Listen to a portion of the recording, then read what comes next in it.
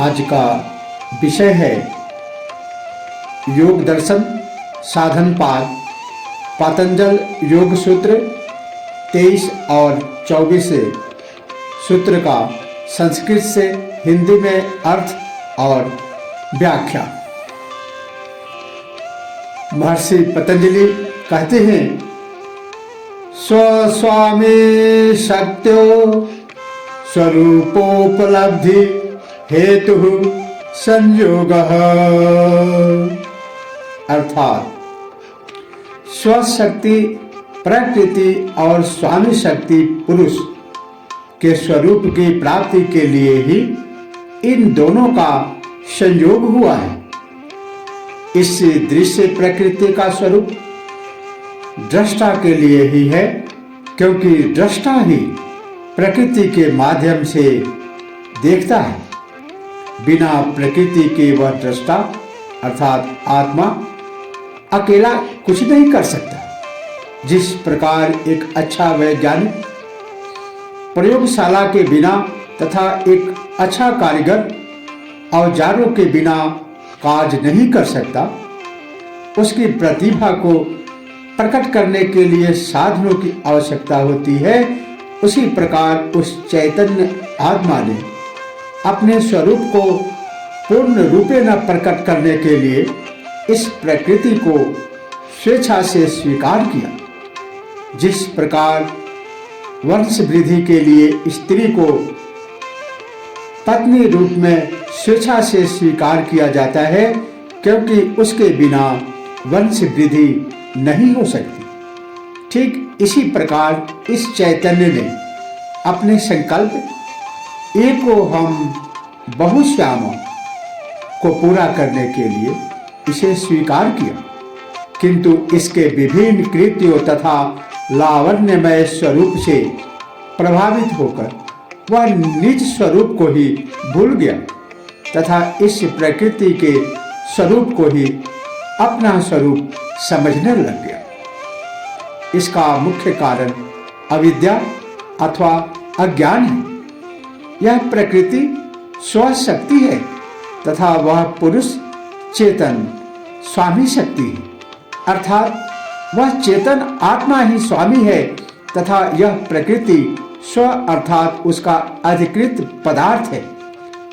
प्रकृति का कार्य मनुष्य के लिए नाना प्रकार के भोगों को प्रदान करना तथा उसे उस दृष्टा आत्मा का स्वरूप दिखाना है। इसी के लिए इसका संयोग हुआ है। दृष्टा के स्वरूप के बाद यह संयोग समाप्त हो जाता है। आत्मा का ज्ञान प्रकृति के माध्यम से ही संभव है तथा भोग भी इसी से होता है। आगे सूत्र 24 में बताते हैं, तस्य हेतु रविद्या। तस्य मतलब उस संयोग का, हेतु का अर्थ होता है कारण, अविद्या का अर्थ होता है अविद्या। उस संयोग का कारण अविद्या है। इस सूत्र में इस संयोग का कारण बताया गया है कि उस चेतन पुरुष का जो स्वयं निर्विकार असंग है, संयोग इस प्रकृति से क्यों हुआ।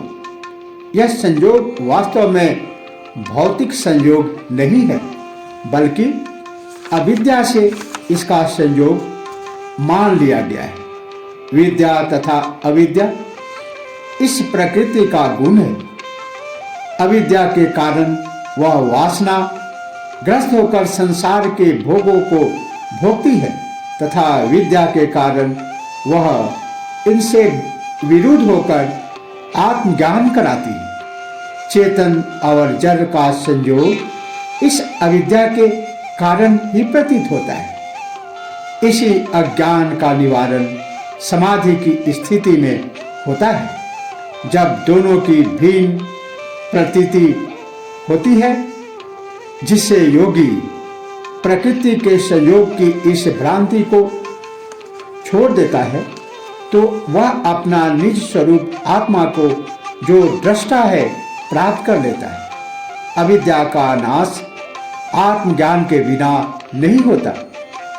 चेतन आत्मा का ज्ञान भी प्रकृति के माध्यम से ही होता है।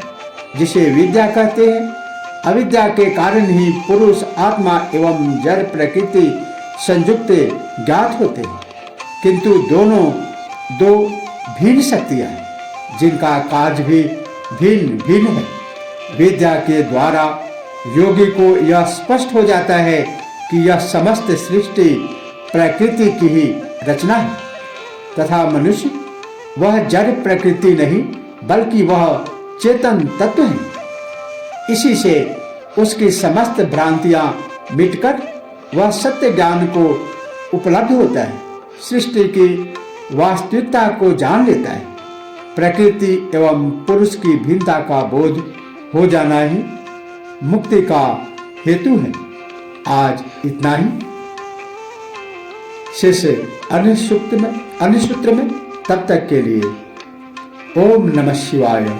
जय श्री कृष्ण।